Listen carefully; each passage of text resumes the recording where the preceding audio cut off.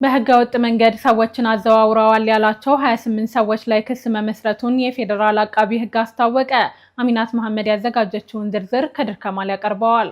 የፌዴራል አቃቤ ህግ የተደራጁ እና ድንበር ተሻጋሪ ወንጀል ጉዳዮች በፌዴራል ከፍተኛ ፍርድ ቤት ልደታ ምድብ ወንጀል ችሎት በህገወጥ መንገድ ሰዎችን አዘዋውረዋል ያላቸው 28 ሰዎች ላይ ክስ መመስረቱን አስታውቀዋል። ክሱን የመሰረተው 1800 የሚሆኑ ሰዎችን በህገወጥ መንገድ አዘዋውረዋል ባላቸው ግለሰቦች ላይ ነው። በክሱ ላይ የሰፈረው ማብራሪያ ተከሳሾቹ በሰው ልጅ ለመነገድ በማሰብ የተደራጀ የወንጀል ቡድን በማደራጀት እንዲሁም የቡድኑ አመራርና አባላት በመሆን ወንጀል ድርጊቱ ላይ መሳተፋቸውን ያስረዳል። ተከሳሾቹ ወንጀሉን ለመፈጸም የተደራጀ የወንጀል ቡድን አደራጅተው በስራቸው ሌሎች አነስተኛ ስራ የሚሰሩ ደላሎችን በመመልመል ሰዎች በሊቢያ በኩል ወደ አውሮፓ በመሄድ የተሻለ ኑሮ እንደሚኖሩ በማሳመን ሰዎችን ወደ ባህር ዳርና ጎንደር ሲልኩ ቆይተዋል። በባህር ዳርና ጎንደር አካባቢ ሰዎችን ወደ ሱዳን ድንበር የሚያጓጉዙ ተቀጣሪዎችን በማዘጋጀት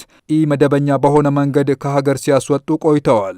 በዚህ መንገድ ፍልሰተኞቹን ከኢትዮጵያ ድንበር ካስወጡ በኋላ በዘረጉት የወንጀል መረብ አማካኝነት ወደ ሊቢያ በመውሰድ በመጋዘኖች ሲያግሩ መቆየታቸውንም ይጠቅሳል። በሊቢያ በሚገኙ ተከሳሾች እና ግብረ አበሮቻቸው በሚያስተዳድሩት መጋዘኖች ውስጥ ሰዎች በሕይወት ለመቆየት ብቻ የሚበቃቸውን ምግብ እንዲያገኙ በማድረግ ወደ ቤተሰቦቻቸው ስልክ በመደወል ከፍተኛ ገንዘብ በመጠየቅ ገንዘቡ እስኪከፈል በዕዳ ሲይዙ ቆይተዋልም ብለዋል።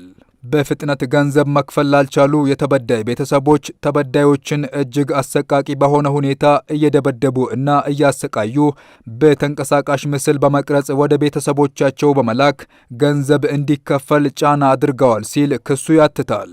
አክሎም ገንዘቡ ከተገኘ በኋላ ለመክፈል ፈቃደኛ ሲሆኑም በቁጥጥር ስር ውለው ክስ የቀረበባቸው 8 ተከሳሾችን ጨምሮ በሌሎች ግብረ አበሮቻቸው የባንክ ሂሳብ በመጠቀም ገንዘብ አሰባስበዋል ሲል አብራርተዋል። በቁጥጥር ስር ከዋሉት 8 ገንዘብ ሰብሳቢዎች ብቻ ከ2.16 ቢሊዮን ብር በላይ መሰብሰባቸውን የክስ መዝገቡ ላይ ሰፍረዋል። በዚህም ተከሳሾቹ በአጠቃላይ 1800 ሰዎችን በህገወጥ መንገድ አዘዋውረዋል። የሁለት ሰው ህይወት ማለፉ መረጋገጡንም አቃቤ ህግ ገልጸዋል። በድርጊቱ 2 ሰዎች በድብደባ ምክንያት ለበሽታ መዳረጋቸውን ሲገልጽ 15 ግለሰቦች የደረሱበት አለመታወቁን ክሱ ያስረዳል። በዚህም አቃቤ ህግ ግለሰቦቹ ላይ ህገወጥ ሐዋላ በመስራት ሀብት የማሸሽ ወንጀል ክስ ማቅረቡን አስታውቀዋል።